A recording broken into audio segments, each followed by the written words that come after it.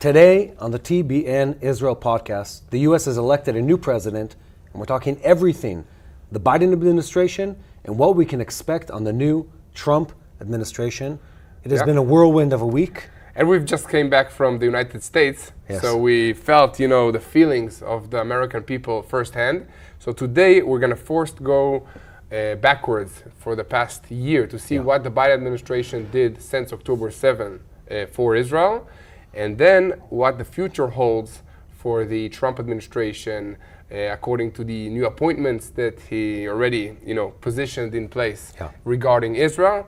And we'll see. It's going to be a very interesting 4 years for sure. It will, and I'll also say before we get started that we're looking at all of this from our perspective. Yeah, definitely. I'm not an expert on Trump in general, but I'd say even more importantly, we don't actually understand American internal politics in the way, or the impact of them, the way American people do. Me and you just spent some time in the U.S. traveling, and it was very clear to me that there's a lot we don't know about the internal affairs of the U.S. And the same way probably most Americans wouldn't understand the internal affairs of Israel. So what we're talking today is how Biden and his administration and how Trump and his upcoming administration will affect the life of people in the Middle East. And this conflict. Exactly. Yeah, definitely. And I'll just say this, that it has been, when it comes to an international response to an election of a different country, everyone is always looking to the U.S. Yeah. And this time specifically, you look at the way the world has responded to President Trump being elected, specifically replacing President Biden, the world responded strongly. And it has to. There are three main conflicts that the Trump administration is going to have to deal with almost immediately. Yeah. The first one is, of course, Israel and the neighborhood. Yeah. The second one is the Ukrainians and the Russians. And the third one is, of course, the upcoming, so sometime in the summer of, or it's actually in the spring or the fall of 2026, Taiwan, China. Projected to be sometime in 2026, according to the Chinese.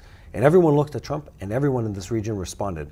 Yeah, definitely. So it's going to be very interesting. So let's start. Okay, before we start, guys, subscribe, share, like. Thanks so much. It really helps us reach more people around the world with this content. And our goal is to connect the world and Israel. So we're going to start with segment 1 of the show, what the Biden administration has done since October 7. It's a very, big topic. So let's start with some good stuff, successes. And I'm talking about successes for Israel. Can we frame this for a second? Yeah. And this is the thing where it's really, really tricky. It's very, very easy to judge governments based on what they do. But it's almost impossible to judge them based on the circumstances or the choices they made that brought us to this point. Yeah. And I'm going to say this about everything. You could look at Biden, and we have a lot of off-camera, a lot of heated political discussions everywhere we go. It's sort of the nature of being an Israeli. Yeah, definitely. About every topic. About everything, everything always, all the time. Yeah. But about Biden administration, and you could say the same about Netanyahu's administration, we judge them because what we know is what happened following October 7th. But you can't really judge them, or you should judge them, I guess, based on what they did that led to October 7th. Or what they didn't do. Or what they didn't do, exactly. Yeah. And that's very, very tricky. It's important, but it's very, very tricky. Yeah, for because sure. one might say, and I'm saying this to frame our conversation, one might easily say, look, is Israel's policy within the Gaza Strip, or on the border with the Gaza Strip, with Hezbollah, with the Iranians over the past 10 years, that led to October 7th. And you could say the same thing about the U.S. You could say it's the Obama administration and his policies in the Middle East, followed by the Biden administration and his policies in the Middle East, that led to the events of October 7th.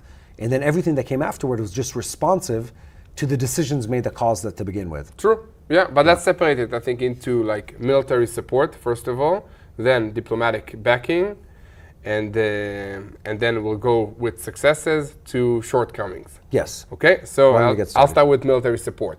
Okay, so in the past year, the Biden administration and the United States deployed aircraft carriers and a lot of military presence in this region in order to deter Iran and its proxies from carrying out more attacks than what they did and from destabilize this region.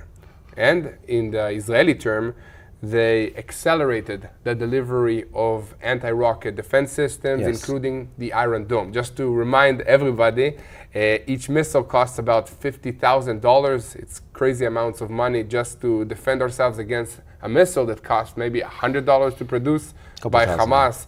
Hezbollah depends on the quality of the missile. I think they said over the calculation is close to 100K for every Israeli intercept. Yeah. And between hundreds to several $1,000s on the attacking side. Yeah, to how much it costs them to produce. Depends Depends on the size of the missile. size and the quality. Yeah, if it's just a pipe, with a mortar from it's at Gaza. least 20 or 30 times more, but sometimes it's 50 or 100 times more.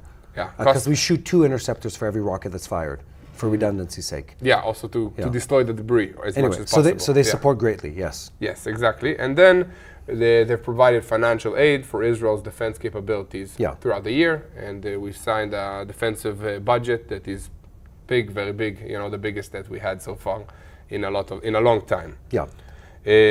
I'd say there's another part here is go back to, because not everything in life can be measured in money or pieces of gear. Sometimes moral support, diplomatic support, emotional support are incredibly important. Mm-hmm. And I want to say this to people in the U.S. Say what you want about President Biden. When October 7th happened, he was a very loud, very clear, very, very, very, single-sided supporter and advocate of the state of Israel. I forget the date, maybe it was like the 9th of October. What is it, the don't speech? Yeah. Listen, on the first couple days in Israel, morale is low.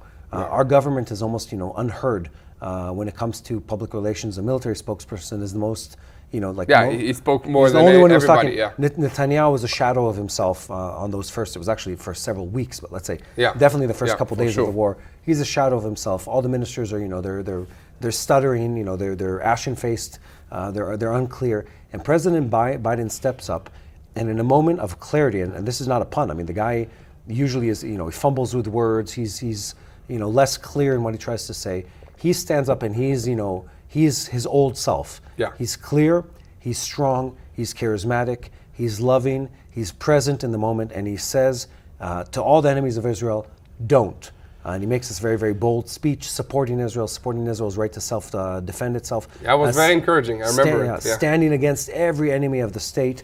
And not only that, for several months in the beginning of the war, when, again, now it's in retrospect, it's easy to say the Iranians are this and the Hezbollah are that. We knew nothing in the beginning of the war. And the threat was we were expecting everyone to come all at once. And the U.S. at that time puts, it puts its money and its people where its mouth was. Mm-hmm. It says we'll support Israel, and President Biden and then Blinken, Minister of Defense, they show up at our doorstep multiple times. Well, Biden once, but the Minister of Defense, Blinken many times. Blinken many times. They show up here specifically when they know an attack is imminent. Yeah. Not when it's safe. When the Iranians are saying we will attack this day, they show up in Israel and they say we're here. Don't dare attack. Yeah. They drop the Marines off at Haifa. They bring the battle group carriers, to the Red Sea. They bring it to the Mediterranean. They're here. They're here in a way that they've never been before. Yeah. And I want to say this. We'll go into the details. That really mattered. Yeah, for sure. That was very significant for Israel. It was significant for the people of Israel. It was significant for Hezbollah, for Iran, and for Hamas. And I'm never going to forget that. Yeah, for sure. Also my wife, I remember, this is one of the turning points from this war. Yes. The speech, when everything was a mess, nobody had any clarity or an idea what's going on, and that was like a beacon of hope in that hard times. Yeah. Okay, so we discussed a little bit about the military support, about the diplomatic backing. Let's talk about the money. What? The amounts of money. Oh wait, there's another diplomatic assistant that also came from the United States, and that was working on the back channels in the diplomatic area with the moderate Arab states of this region, with some of the Israeli allies, in order to, prevent any further escalations. And we've seen that with back channels against Iran, and with creating this anti-Iranian coalition that actually supported Israel when the rockets came flying in from Iran. Yeah, absolutely. And that was hugely significant. Mm-hmm. Again, to set the backdrop, pre-October 7th, we're sort of at we were planning to go into another wave of Abraham Accords. The Saudis were on the table and several other countries. And the U.S. really, really worked hard during this war to maintain a pro-Israeli, well, maybe pro-Israeli is wrong. Yeah. Maybe maintain a defense coalition that was willing to aid Israel in this time of war. And we saw that. If you look at the April attacks by the Iranians, More than 400 targets intercepted on their way to Israel, most of them on their way to Israel. Much of that is the American army with allies, yes, fighting together with the British Air Force, fighting together with the Jordanians and several other countries who might or might either not fought or just allowed other countries to fight in their airspace. Yeah. And so you got to imagine, like in the back channels of diplomacy, for many, many months, the U.S. in a time of global tension is focusing a lot of its energy and a lot of its focus on Israel. Giving a lot of their, let's call it credit chips in diplomacy towards the cause of Israel, possibly at the cause of other countries. This isn't, there isn't endless resources for things. So that was very, very significant. And on the weapons side, just to give people an idea of what they did, incredible amount of weaponry. We're talking the aid that was given by the Americans. It surpasses the Israeli defense budget annually in 1 year. Wow. That's already happened. And some of it is like shipments of new weapons, and some of this just allowing Israel to use the American weapon storage facilities in Israel. I'm talking in actual, so let's call it in cash or gifts in gear, kind. Yeah, exactly. Gifts in kind, as we would call it in the nonprofit world. But in any case, in the equivalent of cash, and it's everything. It's tank shells. It's 5.56. Big bunker busters. Bunker busters and aircraft weaponry. Aerial carriers. Artillery shells. Everything. Parts, airplane parts, tank parts. Yeah. It's all these stuff that we don't have factories for in Israel. Yeah, and it's very substantial. Yeah. Again, Israel was fighting, and again, it's hard to frame this. No country plans to fight a year-long war. And even if you do... You don't plan to do it on multiple fronts. Exactly. For sure. And even if you do, you don't plan to sort of supply yourself throughout the year. You imagine you're going to have to manufacture. Israel wasn't ready for this war. We weren't planning to spend this much on, this number of bullets, this number of air munitions, this number of artillery shells, this number of Iron Dome interceptors. And the U.S., big time, came through for the state of Israel in providing us everything in an expedited fashion. There was, similar to the Yom Kippur 73 war, there were, multiple sort of flights of aircraft bringing over equipment to the country, to the point when I was training, even now, a year into the war, I was training, we're using American equipment now that's coming out of American emergency storerooms as we're training. People fighting in Lebanon and Gaza have been using American ammunition because the Israeli ammunition that was in the storerooms ended a long time ago. But there's more. There's more than that. They also allowed, and this is even in the first weeks of the war, the American government allowed Israeli manufacturers to divert weapon shipments that they were contractually obliged to provide to American, bless you, to American, only health. To provide this to American defense organizations, be it police or special forces or whatever. They allowed the Israeli manufacturers to divert those shipments, running late and breaching contracts, and provide them to Israeli defense forces. I fought in the war with a gun that was supposed to be shipped to the U.S. And instead of being shipped to the U.S., it was from an Israeli factory, sent to my unit, and I used the gun that should have ended up in the U.S.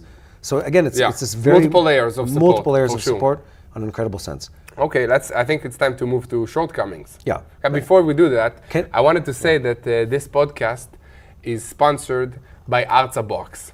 Okay, and we'll talk more about how they help the economy of Israel during this time of war in just a few minutes. Okay, so we continue. And just to finalize and say what you want and hold whatever political opinions you want. Joe Biden in this war has been a friend of Israel.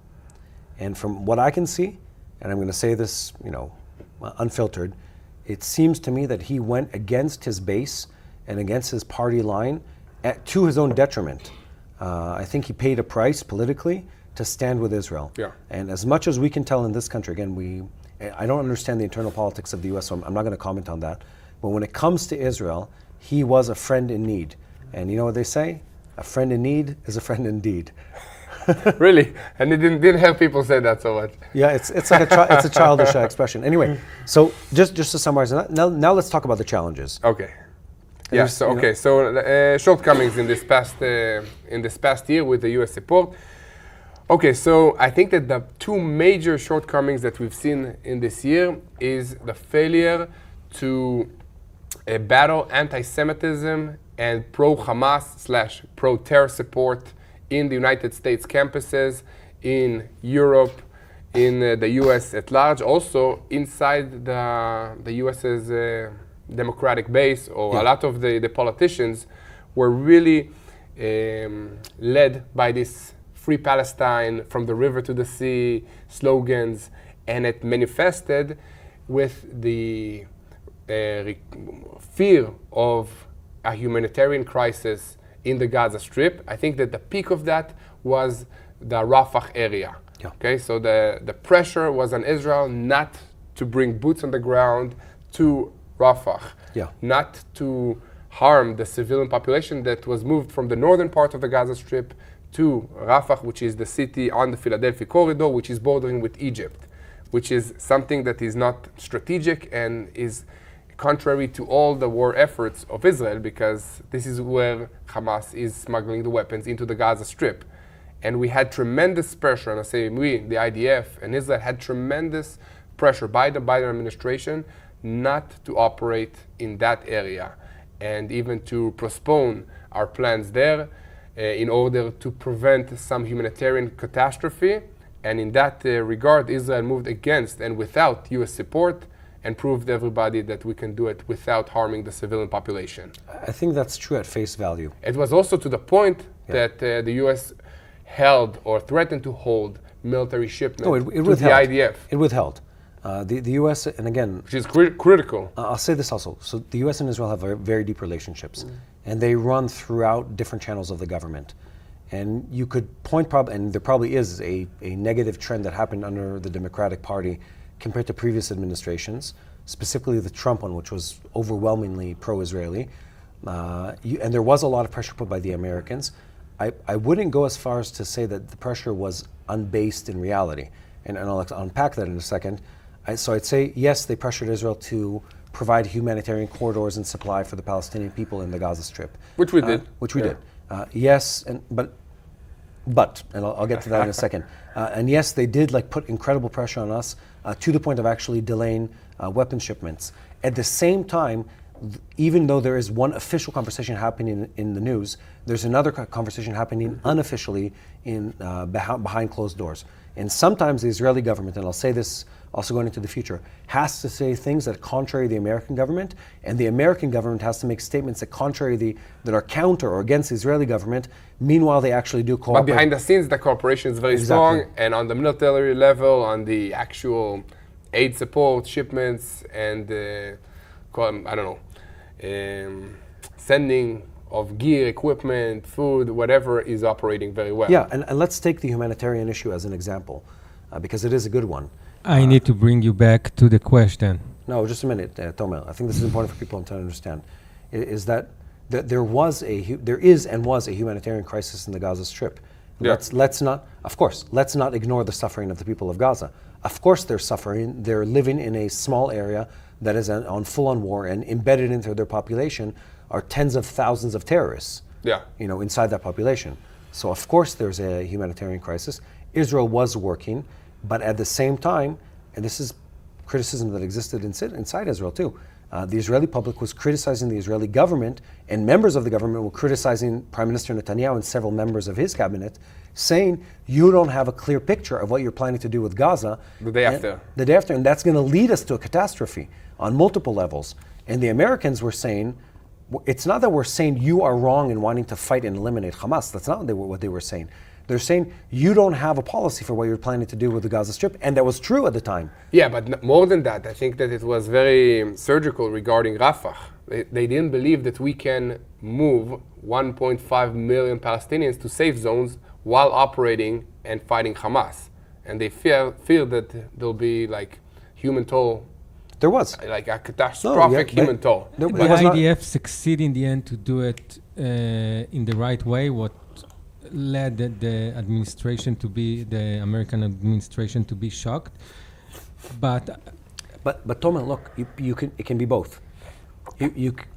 At time of war, even if the Israeli government, and we did do it to the best of human ability in a time of war, we were protective of the people of Gaza, and still it is legitimate for a foreign government to say, I'm concerned for the well-being of these people. 100% legitimate. Well, and okay. I am too, personally. But it went to the point of stopping or halting the military support while we were under attack from multiple fronts. I agree. This is the situation. I agree. That's why I was giving this specific example. People look at it as the U.S. was telling Israel, oh, you're not allowed to maneuver in Rafah. That's not true. That is a lie. What really happened behind the scenes was, and again, you can say, yes, there are members of the Biden administration who cross the line by far between being level towards Israel and being anti-Israeli or there are members who say things, are members of the Democratic Party who, on their best of days are anti-Zionist, on their best of days. Yeah. That's not that question here. What I am saying is that it's complex to the point where they were looking at what was happening here and they said openly, you don't have a plan. And at the time, that was true. It was true because the IDF was saying the same thing to the government. You don't have a plan. Have a plan to what you want to do with these people. It was true the Israeli public was saying to the government, have a plan and don't just say we'll stay here indefinitely. You can't do those kind of things when you're a country. You have to have some kind of plan. And it almost forced the conversation onto, okay, this is what we're going to do. That conversation didn't exist before. Well, there was almost no conversation before, yes. Exactly. Agreed. And so, and in that sense, I'm saying there is no one absolute, I hate saying this because it goes against everything we've been talking about, but there is no one absolute truth in these kind of things. You're maneuvering so many moving pieces, and it is acceptable among friends to say, look, I hear you. You deserve to defend yourself, Israel. You deserve to protect yourself. You deserve to fight till the last, till you achieve your objectives. But look, hear me out. Yeah. I want you to also be careful because there's a couple million people here who this plan seems to be very, very reckless with, or dangerous to their life. Let's think about how we do this in the right way. Well, also let me add, the fact that there were a lot of leaks from the U.S. administration during this war. So it might be that we didn't want to share everything and all of the plans at once. Going into the difference in the different conversations. The White House is one story. The defense system is another one. The defense apparatus. Between Israel and the U.S., I think people might not understand the level of cooperation that exists. In Israeli command and control rooms, when we're at war, sit American officers. Okay? In American, central command, sitting wherever they sit in Europe. I'm not going to have to Google this later. Cyprus. Where is CENTCOM located? Anyway, wherever they're located, sit Israeli observers and attachés whose job is to coordinate between the Israelis and the Americans. Yeah. So the level of what says here, Tampa, Florida. I think it's not true. Correct. No, I think they have also commands here. No, they have a command somewhere in the middle. No, I think it's like Italy or somewhere in Europe. They have central command sits. We'll find out later. But anyway, so it does exist, and I think that's the point. The cooperation on the military level is true. To your point, yes, there was a huge problem where the White House was systematically leaking information from conversations between the top level of the Israeli government and the top level of the American government. That didn't happen under Trump in the past. It didn't happen. Let's be very, very clear. It has been happening under the Biden administration and the Netanyahu one. And just to say this, the Netanyahu administration, the Netanyahu Prime Minister office is notorious for leaking information. Notorious. Well, that's the big headline now in Israel. Internally, they're under investigation as we speak for multiple individuals breaching multiple laws that have to do with information security. So that's one thing. Also, Netanyahu's administration does that. But yes, we saw this, and this was detrimental to an extreme. The Biden administration, from within the White House, was leaking information in a way that we've never seen before. Yes. And that was a huge problem and remains a huge problem until probably January when the Trump administration takes office. So we passed 20 minutes. I've been on a rant. And we need to move to the second part of the segment. Yeah, sure, definitely. I think before we move on, it's a good time to stop and say that this program is sponsored by Arza. Okay, so Arza Box creates these boxes from all over Israel, made by Israelis that live here in the land, and they create goods, if it's food, if it's craftsmanship, and then they ship it to your house. This is a good time, especially, I guess, for the Christmas season, to give gifts, to receive gifts. So if you want to support Israelis and the economic situation in Israel during this time of war, you can go to arzabox.com and make a subscription. We give you a special 10% discount by adding the coupon code TBNIL. Okay, that's 10% discount on your Artza Box subscription. You get some good stuff, you support Israel and the Israeli people, and you can share Israel with your friends. So if you want to help us and help the situation in Israel, you can subscribe to Artza Box at artzabox.com. Okay. And now to the second segment, Mati. One last thought. Yeah. One last thought, and this is missed opportunities. It's important to note this has been a topic of conversation a lot, often, which is that my perception is, and I've heard others talk about this, is that the U.S. administration could have used more force in the Arabian Sea and in this part of the Middle East. Against the Houthis? Against the Houthis specifically. For sure against the Houthis. Yeah. Against the Houthis, and these are, excuse me, these are things not only I'm saying, many people have said this, including the outgoing commander of U.S. Central Command, who I think his words were, they were fighting with their hands tied. Yeah. Which doesn't sound like a very positive image for a military organization. Definitely not the strongest military of the world. And that is, again, so if you're playing a game where you want to show restraint and power at the same time, you're losing on both ends. Yeah. Which has sort of been the challenge. All in all, I'll say that in a very challenging time, the U.S. administration overwhelmingly has been pro-Israeli. They could have done a lot to hurt us, and they didn't, and they did a lot to help us. Yeah. And I'll leave it at that. And now we move to the new president of the U.S. Once again, Donald Trump. Donald J. Trump. The best. Yeah. The best. This is going to be a very interesting, regardless of what will happen politically, I think we're going to have amazing headlines and quotes this year from President Trump as he had last time. Yeah, and we've seen it. So Trump's not even in office yet. And just let's summarize, he said some, and I say this politely, he said some like outlandish things.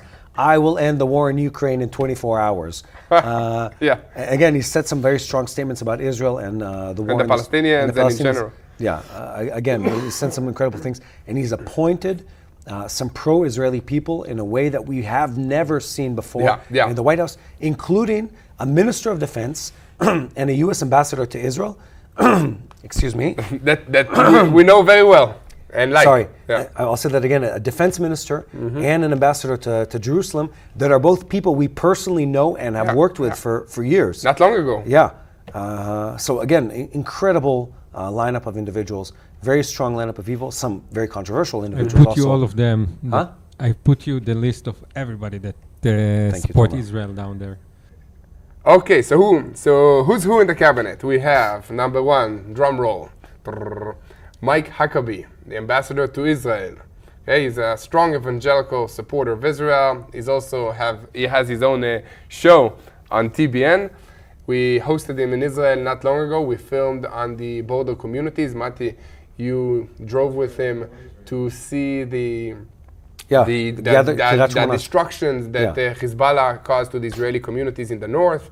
And we've seen the bomb shelters that were donated by Christians around the world. What was his feelings, Mati? Huckabee, I'll say this, I know the man personally, and we've spent a lot of time working with him. First of all, he's our Mike Huckabee. He's one of TBN's people. Has I think the most. We are warming up a seat for him when he comes. When he assumes office. We're prepping the corner office for him when he comes to Israel. The man is a legend when it comes to Israeli relations. Yes. He loves this country. He knows this country. He knows the people of this country. He brings groups to this country multiple times a year.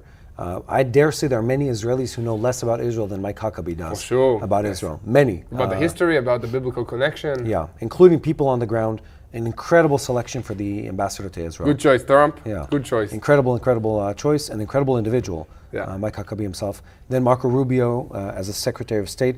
Again, a very strong critic of Iran and a very bold supporter of Israel. He said some incredibly impressive things throughout the war that, it marks a positive note for where he's going with that. And then from Defense Secretary is Pete Hegseth of Fox. We've worked with him on several projects in Israel, him and his team. Unique individual, again, very bold in what he says, relatively young for this kind of role.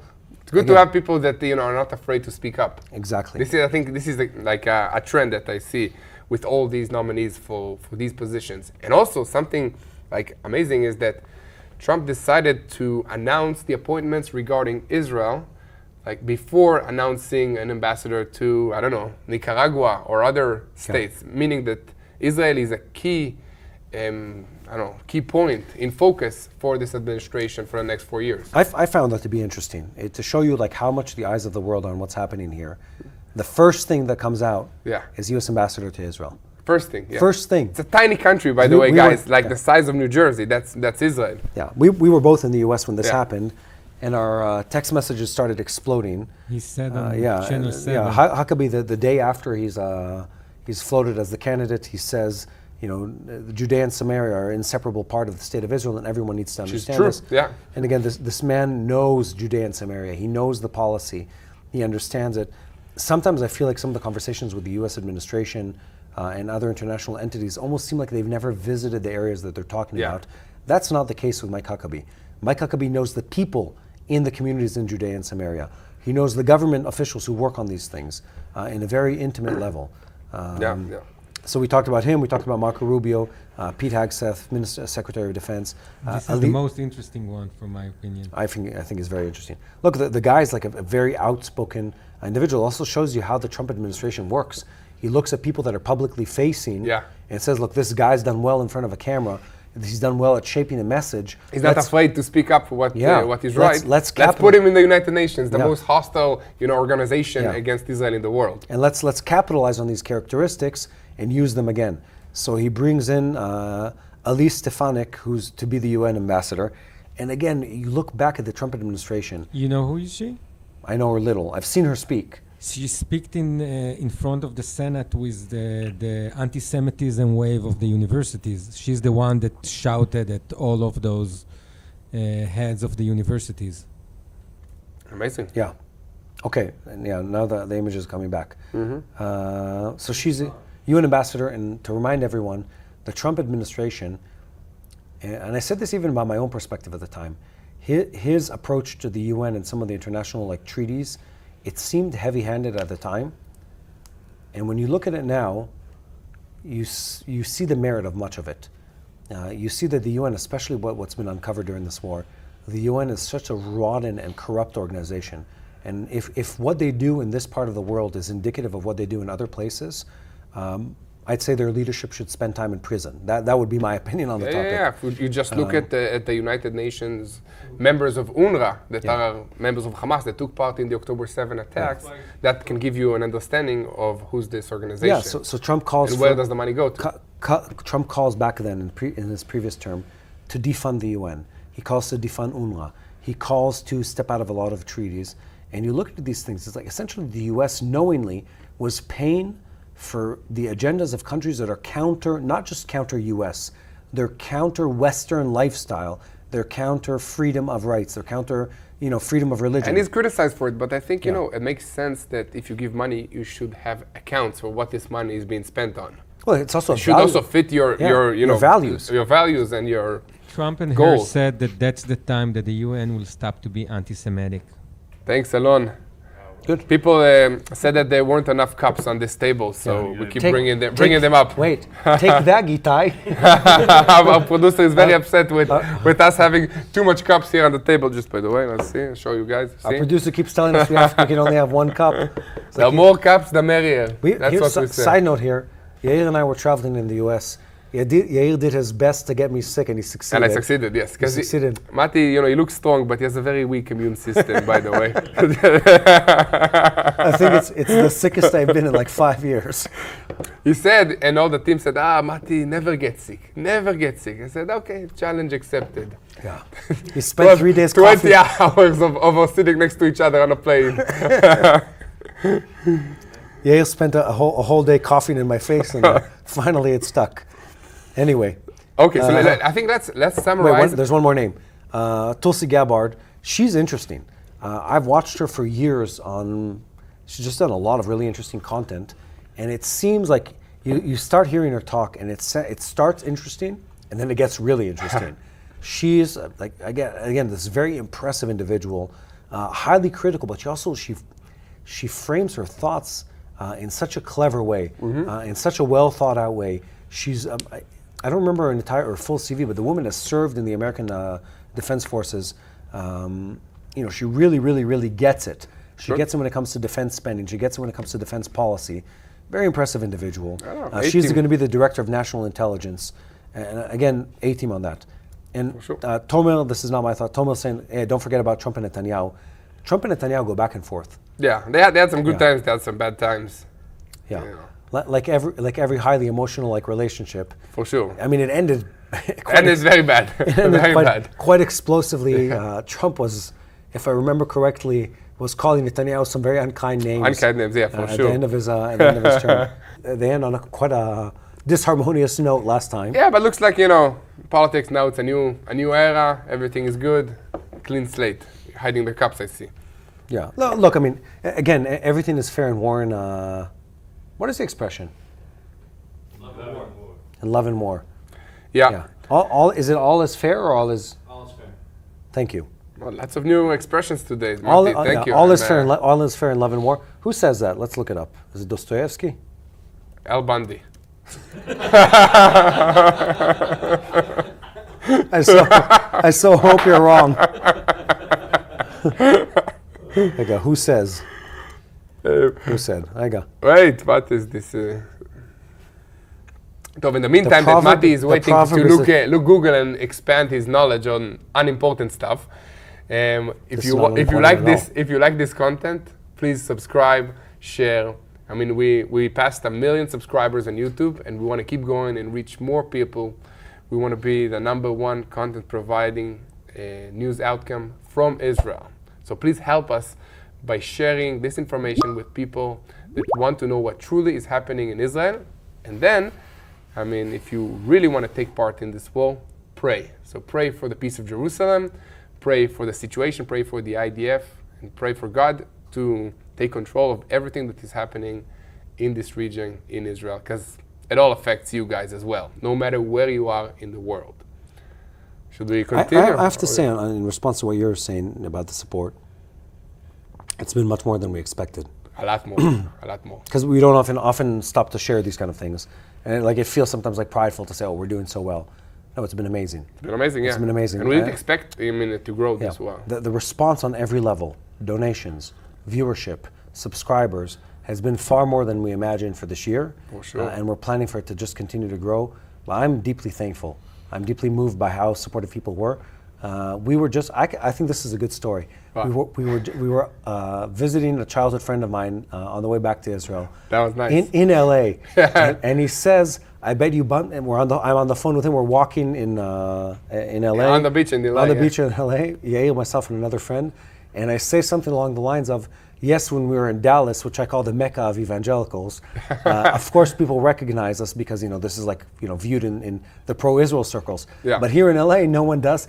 30 seconds not even 30 seconds go by, and a couple that looked Australian or something, yeah. They looked not American. Yeah. They walk up from the beach, look at Yair, and then they go, "You're the guy from YouTube." And then he turns to me and he's like, "You also are."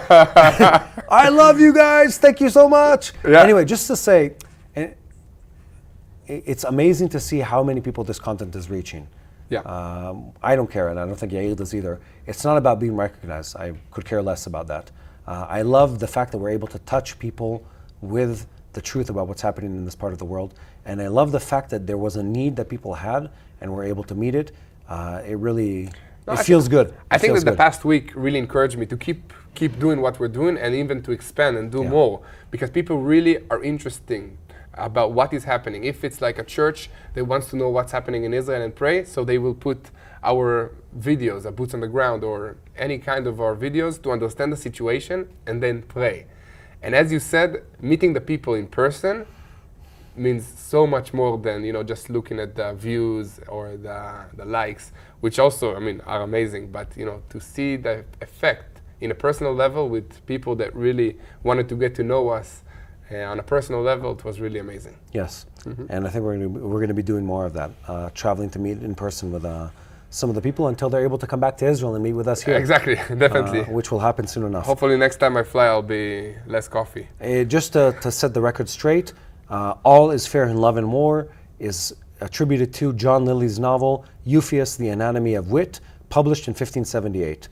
That's the record of that. Now I Okay. can move on. I will remember this for the rest of my life, man. Now, John Lilly, 1578. Okay, Now- what Trump did for Israel as president in his last four years of term? Okay, so first of all, Trump is the mastermind behind the Abraham Accords. Amazing stuff. Trump and his family members. Yeah. Jared Kushner, Kushner, Ivanka, sorry. yeah. Jared Kushner and Ivanka.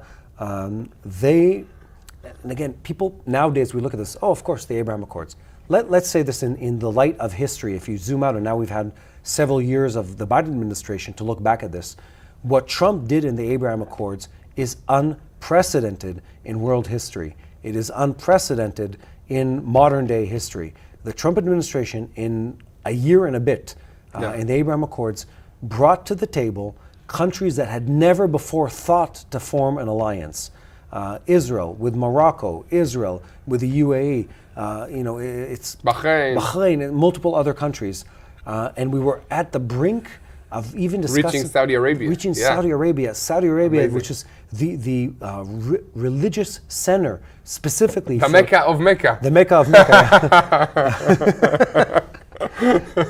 It's like the cultural and financial center of the Sunni world and much of the Shia world.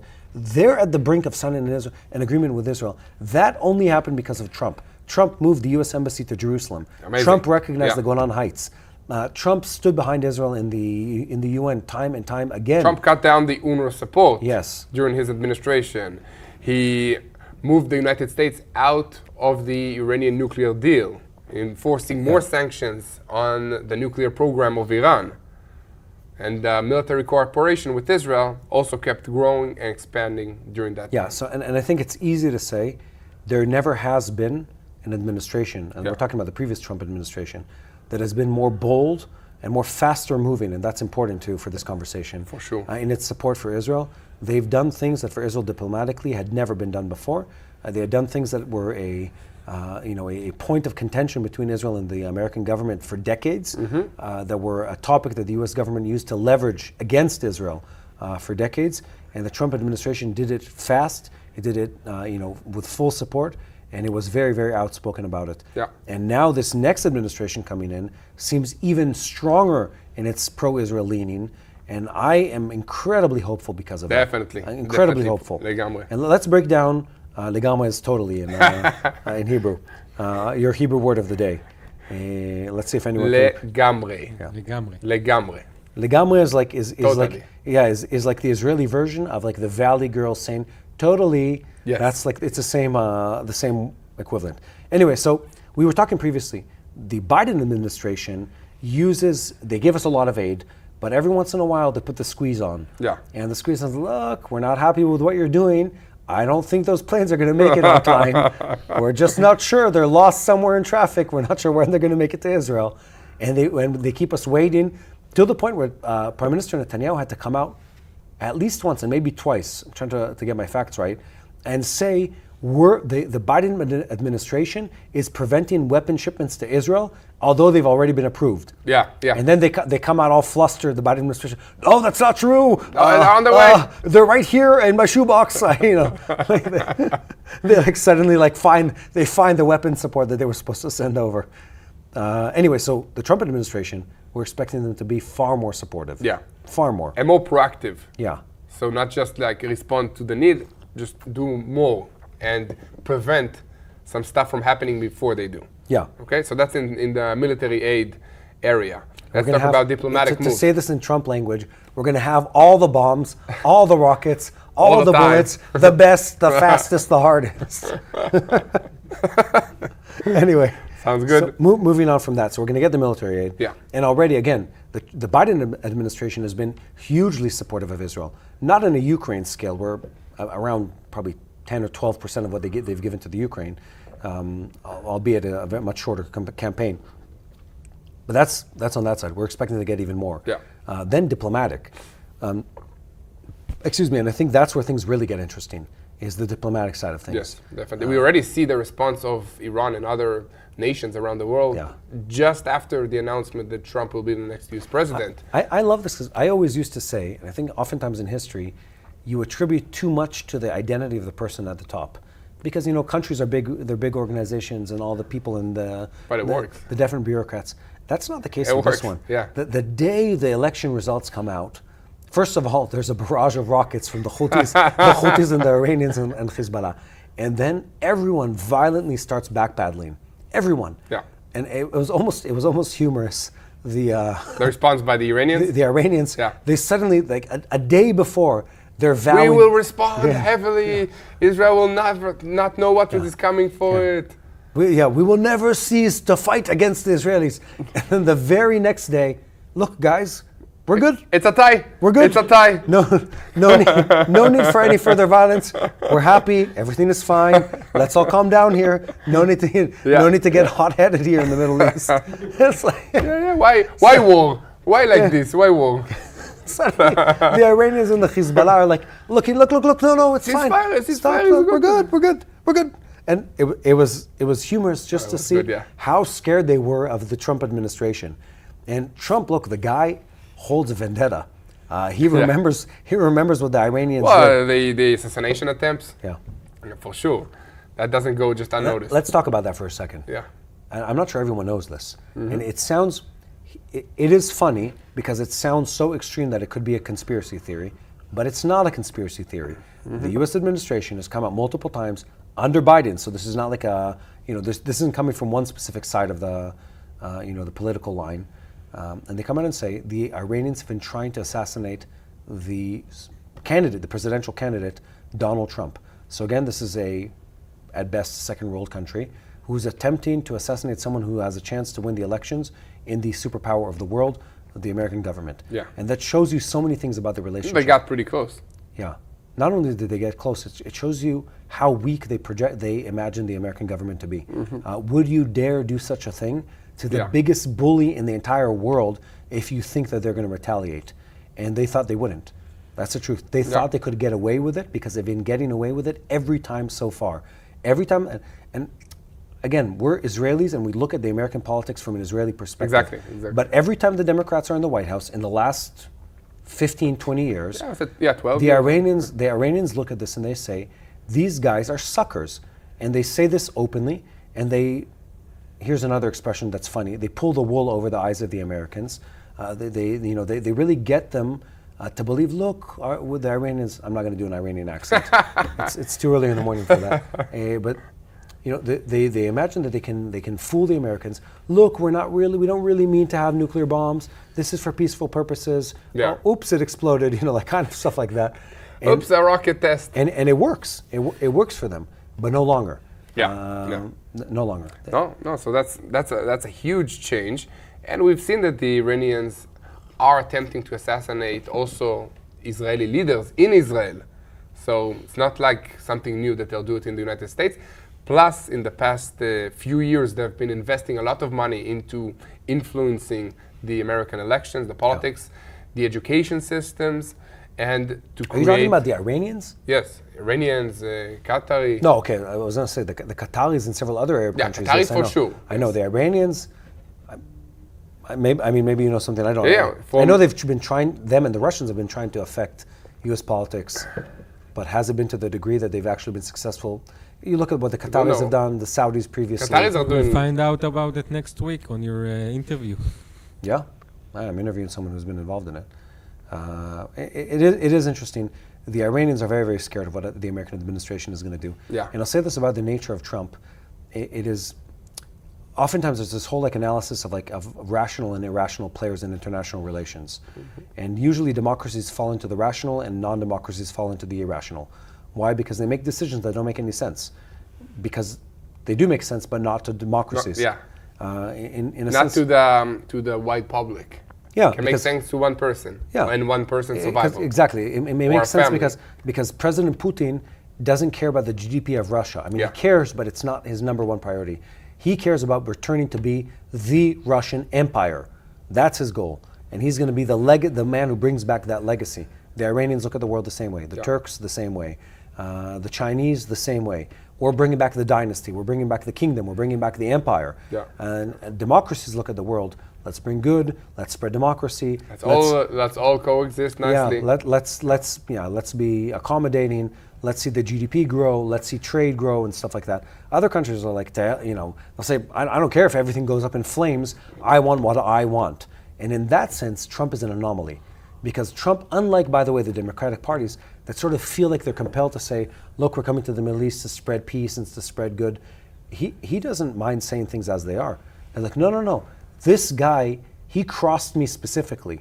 This president specifically, he really made me mad. And we're going after him. Just for that. There's no like mincing words like, we're doing this for the sake of the better good and democracy. It's like, no. Get him specifically. I want him. I want him. He killed American soldiers. Qasem Soleimani, kill him now. And no other U.S. president before him or after him, I think, well, with very few exceptions. Not that we know of, yeah. No, Obama has done certain things, but the Obama administration. But for the most part, people have trouble doing those kind of things. He's very bold in just saying, no, I think this is the right thing to do, and I don't care what the ramifications are. Yeah. I'm willing to take the risk. And in that sense, he's scary to the non-democracies, because they're always the crazy guy that needs to be restrained. And suddenly comes someone else who's got a much bigger stick than them, and he says, I'm not afraid. You bring what you have, I'm not afraid. And for Israel, that's amazing. Yeah. As long and as that's the language of the Middle East. I think 100%. that the Western world is refusing to speak. Yeah. So that would be a very, very important change of the situation, the feeling here. And I think that in the near few months, or even shorter than that, we'll have some agreements that will reshape this region. Absolutely. Either end this conflict, if it's in the north, in the Gaza Strip, or create some alliances that are even wider than that. Yeah. And I think even for Israel, like economies and international relationships are very complicated things. Yeah. And many, many different points of contact. The projection of safety and power and involvement that the Trump administration brings to this part of the world is incredibly substantial. And it answers so many questions that we have. What will be the nature of the relationship with Iran in the future? There's an answer there. He's willing to push much harder than anyone else. Will the Saudis come to some kind of a normalization with Israel? He's willing to push harder than others and give bigger incentives and bigger rewards, bigger rewards and bigger punishment on the same time. Stick and carrot. Yeah, stick and carrots, and he uses them liberally. Well, I think that the Houthis are afraid. I don't think that they'll control the seas like they did until now, affecting world trade. So I'm like expecting the first 100 days of Trump to be very effective, very explosive in this region, and have like lasting effects for the next 4 years. I do too. And you can look at other areas where the conflict is destabilizing the region. Russia and Ukraine. Yeah. We feel the impact of Russia and Ukraine in Israel. The Russians are making moves in the Middle East because of U.S. involvement in Ukraine. Yeah. Trump has the agenda, and he's been very, very outspoken about this, to say like, look, my goal here is not just to like have a winner, quote unquote. Those were his exact words. He says it's not exactly about winning per se. It's about ending this. Yeah. So if they're able to do that quickly, that really changes things for NATO, it changes things for Israel, it changes things for Russian involvement in the Middle East. Mm-hmm. The Russian said today that they don't mind to dance tango, but they don't gonna dance alone. And they said that to the U.S. administration. Right. I mean, there's more. It gets better than that. China and Taiwan. That's like the big, explosion that's coming up. Yeah. That's coming up in the far horizon. Trump in the White House could mean, and again, you can't stop China completely, but it can push it back multiple years. Yeah, exactly. It can push it back multiple years in a way that wouldn't have happened otherwise. 4 more years, who knows where we are? Yeah, for sure. Well, Matti, I think this is all the time that we have for today. Yeah. But I would like to encourage you guys back at home. So lots of changes is coming, some good, some bad. What can we do about it? Okay, as we've been saying all the time, this is a spiritual war. Okay, and how do we fight a spiritual war? We pray. So I would encourage all of you to pray. Pray for your leaders. Pray for our leaders here in Israel. Pray for the next administration of the United States to have a smooth sailing into office. And pray that God will be in control and that all the decisions will be made with His Spirit. Yeah. One last thing. Yeah. Like, share, and subscribe. And subscribe. It really, where's my camera? it really, really, really helps us. If you like, if you share, if you subscribe, it helps us reach more people. It helps bring in revenue, donations, and everything that helps grow this channel and help us create more and more content for you at home. Right. Yeah. Well, thank it's you, Yair. good to be back here with you in Israel, Mati. Agreed. And have a great weekend. Like, share, subscribe, and pray for the peace of Jerusalem. And we'll see you again next week on another TBN Israel, the podcast. One day we will have a name. Hello, this is Mati here in Jerusalem with TBN Israel. This is Yair Pinto from TBN Israel here in Jerusalem. TBN Israel is keeping viewers informed with Israel-focused news, culture, and what God is doing in this land. Support TBN Israel today online at tbn.org/Israel.